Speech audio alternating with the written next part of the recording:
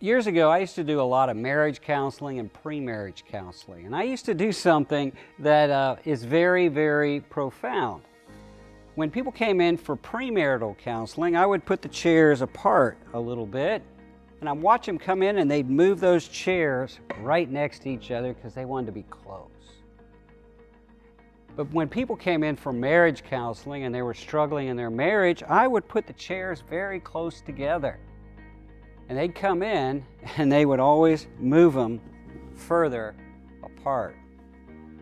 Why?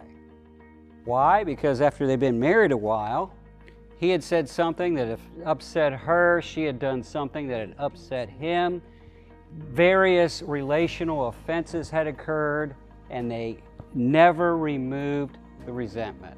And so every offense became like a brick coming between them, a wall of separation.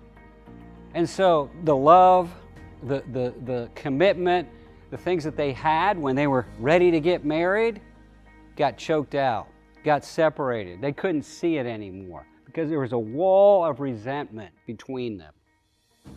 Today I want to talk to you about how to remove resentment in your marriage, how to tear down that wall in your relationship. There are basically four principles. They come out of Psalm 51.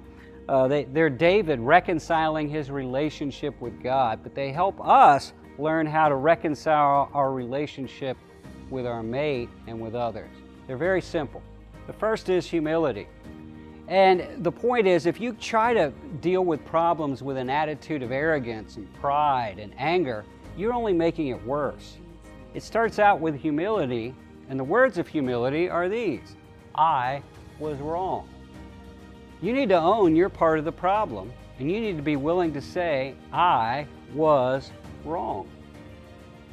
Often that diffuses and disarms your mate and helps them listen to what you're actually going to say.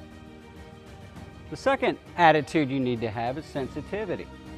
You need to recognize that not only you've done something wrong, but what you've done has hurt your mate.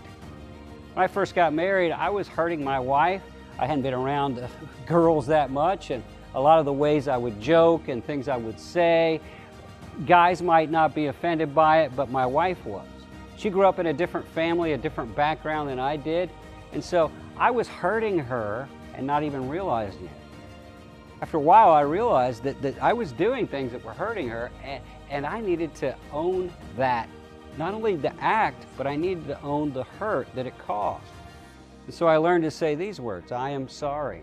I'm sorry for hurting you. I'm sorry that that hurt you. I didn't intend to hurt you. I'm sorry that it did. I understand how that could hurt you.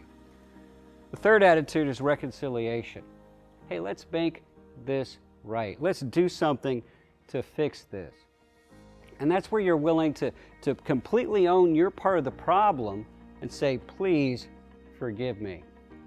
Another way to look at marriage is that it's a garden, and when you get married, you plant all these seeds of love and purpose and commitment and sacrifice and unity and fellowship and companionship.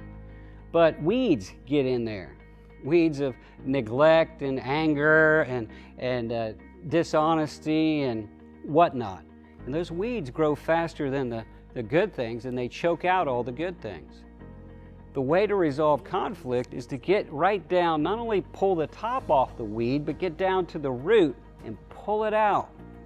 It's amazing the power of these three words: please forgive me. I've seen couples who came in and pushed the chairs far apart and obviously had years of resentment.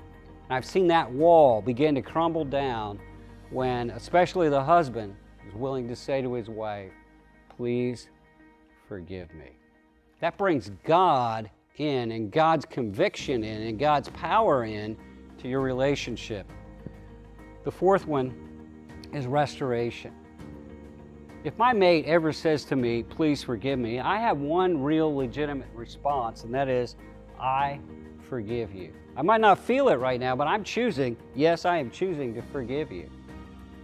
And both of us need to say, I love you. We need to reaffirm our love. We've just dealt with problems, we brought up issues, we resolved hurts, and let's reaffirm our love. I love you. You can pull down the walls in your marriage, starting right now, starting today. own your part of a problem with humility, sensitivity, seeking reconciliation, seeking restoration, and watch God pull the walls down and strengthen your marriage.